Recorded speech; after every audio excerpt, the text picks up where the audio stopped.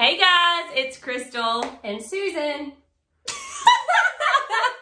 And this is our new YouTube channel. I wish y'all could have seen us before Like, this. subscribe.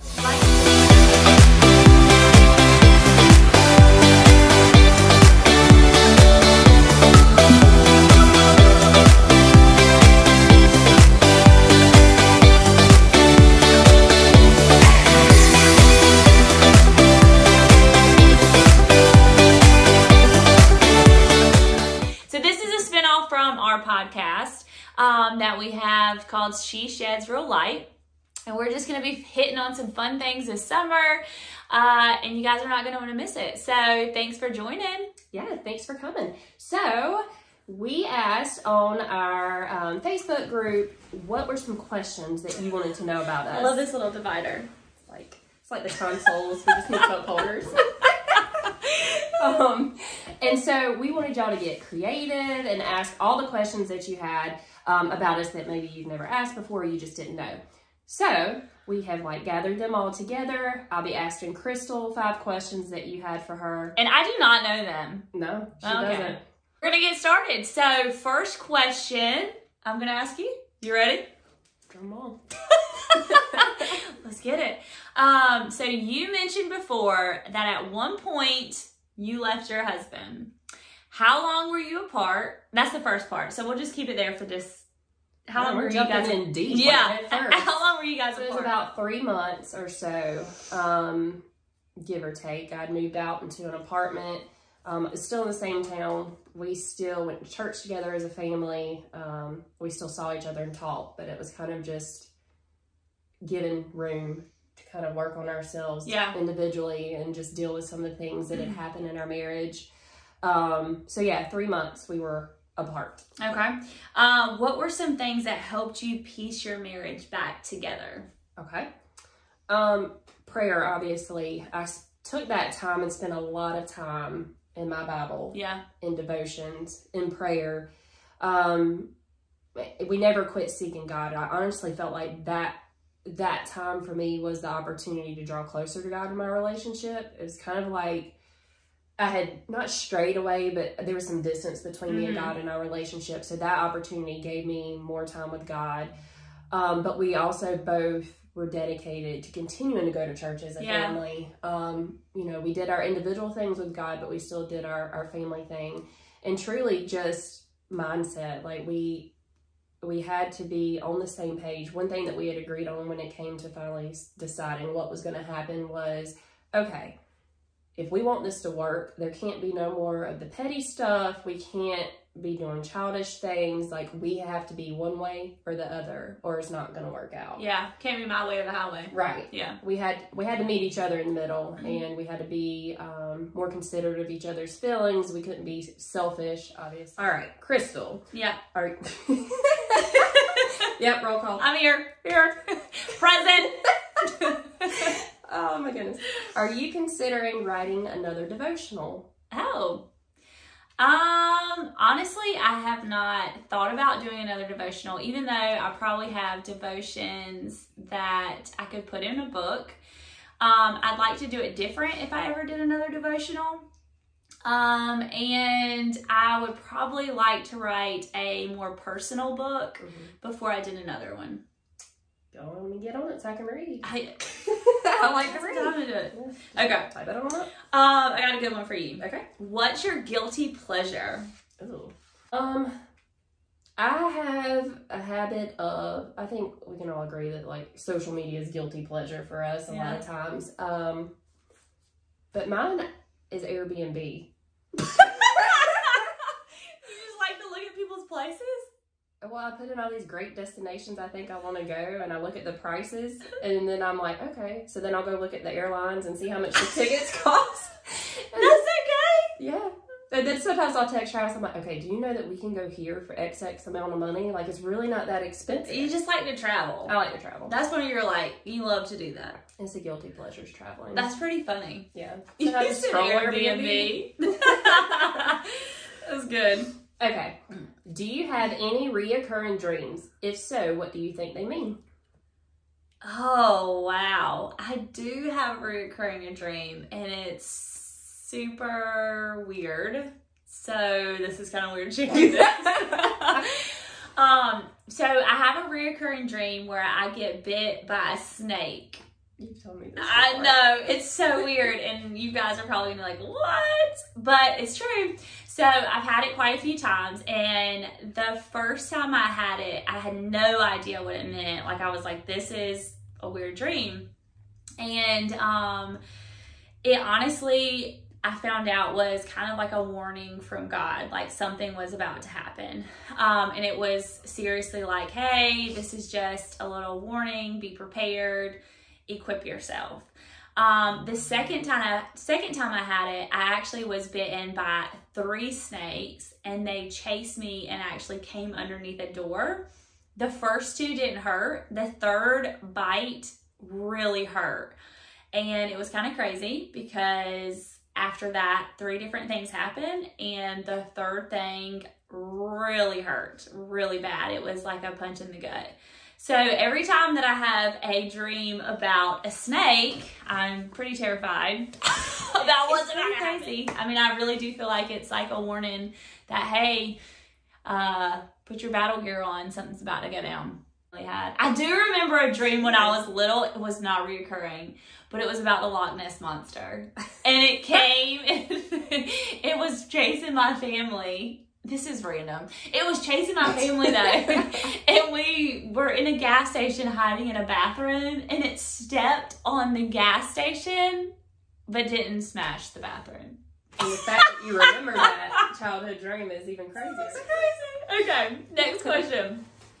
What are the most helpful tools found for balancing life, work, your own family, a women's ministry, podcast, and your personal relationship with Jesus? Oh, so that I'm still working on. I've gotten better over the years, but truly for me, I found that process of elimination, you really have to figure out what you really need to be doing, what you're really being called to do, if it's just a want or a need. Because I would be the person that would take on everything. I was like, oh, they're asking me to do this. I'll do that, and I'll do that. And yeah, absolutely, I'll come and do that. Because, and I think we may have even mentioned this in a podcast, like it makes me, I don't know about you, but makes me have that sense of being wanted and needed. Mm-hmm. And sometimes I think we thrive off of that, I guess, so to speak.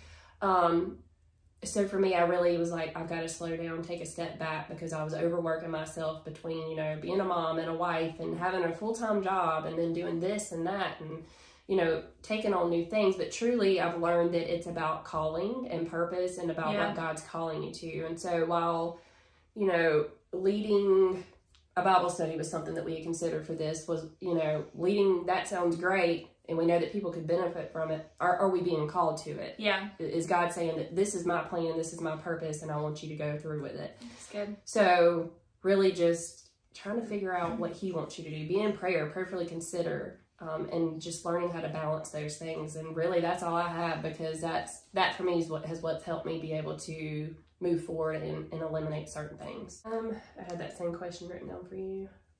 So how about you share the same? All right. So helpful tools found for balancing. I would say tools would be the same thing, to consider where you're feeling called, not to just do anything, but to prayerfully consider what that might be. Mm-hmm. The tools I would use is to make sure that God first, family second, or God first, your relationship, family second.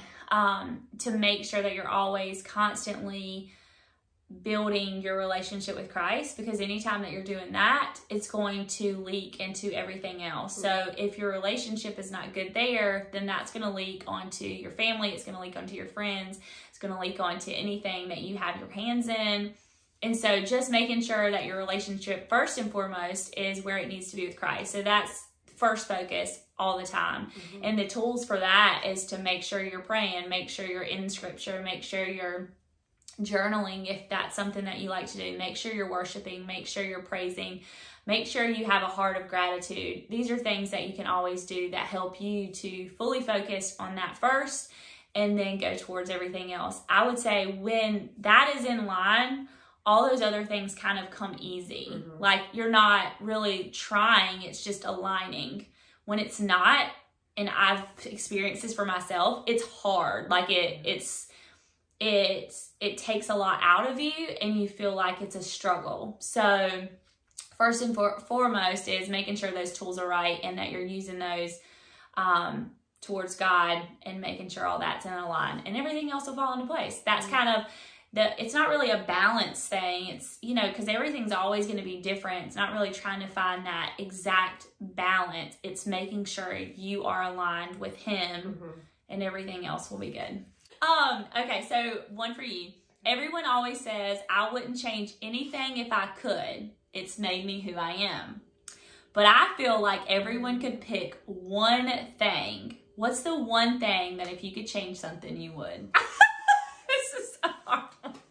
Well, see, that's what I've come to realization with in my walk with Christ and growing and maturing, is that I had to go through everything and what I've done and where I've been. Yeah. To be who I am today. Like that had to happen. We mentioned that before. Right. That had to happen. But I mean, truthfully, if there was something that I could change, I was probably an ugly face. I could go to the mind battles, I guess.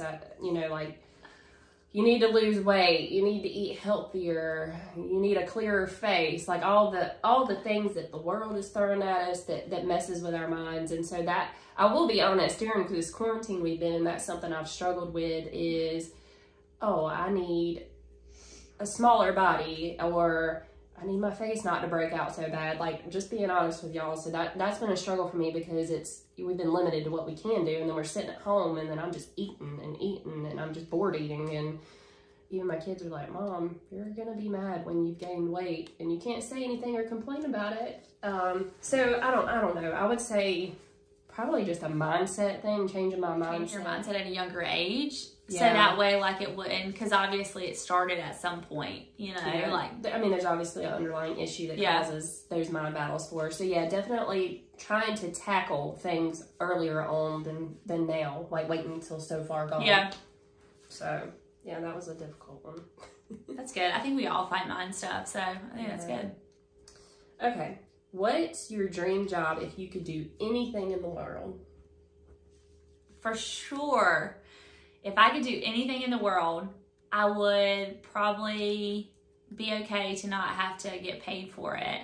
I would want to do some kind of ministry, and I would want to help people. Like, there's no joy, and I really say this I'm being truly, like, my heart would be found in so much joy being able to help people. Whether or not me, I've said before, I would love to open like a center for domestic violence victims, for girls who have are going through teenage pregnancy and like they can't do it on their own, just like to help. I would like to have like a safe place, you know. So those are kind of things, like anything with ministry and being able to like help people to feel their worth. Okay, last question. What's a hidden talent you have? This one's funny. So, moment of truth. I struggled with this for years. Like, I had this written. I found this in a notebook the other day, so it's funny you say that. Okay, so, like, it was like hobbies, likes, dislikes, calling, talents. And, like, literally, I would go in and I would write different things. And when I would get to talent, I was like, I truly do not have, like, I cannot think of a talent. Yeah. But I don't know that this is so much a talent. I would just say, like, a way of words with talking with people and just listening to people and trying to help them through whatever situations they're in. Like, I don't play an instrument. I learned how to play the piano. My mom has played piano for church since she was a teenager, and she wanted me to learn, and I tried, and it was a fail. Like, I can play some songs by memory, but so I mean, I really just think helping others. I don't know if that's even your hidden talent. I don't know. I like it. That's good. That's okay. I like photography. I like to do stuff like that. Yeah. It's not really a hidden thing. That's okay. So I don't really have a hidden talent, unless it just it's still hidden and I haven't found it. It's like buried treasure. It's still playing hide and seek. I wish it would come out though, because I would love to know what my talent is. What is your favorite hobby? Oh, goodness. I would probably say favorite hobby would be writing, because I do it all the time. But I also like, and I don't do it as much, but I love to do watercolor. I love to paint. Anything, I guess, I never even really realized it until recently, but like artsy stuff, I guess. That was probably my favorite. All right, this has been fun, but we're gonna end this with a quick speed round. We've got 3 questions for each other. We have to answer right off the top of our heads, and that is it. So you ready? Yeah. All right, I'm gonna ask you the 3 first. Okay. Any car if you could have one. Convertible. That's Word that makes you happy. chicken. Chicken. I don't know. You said the first thing that comes to mind. That's really good. not That's true good. there. If you could go anywhere right now, where would it be? Aruba. Okay. Okay. What food are you thinking of? Oh, pasta. Travel destination. Barbados. Accessory. Earring. Hoops. Hoops. All right, guys, so this has been fun. We hope you guys enjoyed, got to know us a little bit better. We'll be back every Wednesday, so We can't wait. all right, see you later. See ya, bye. Bye.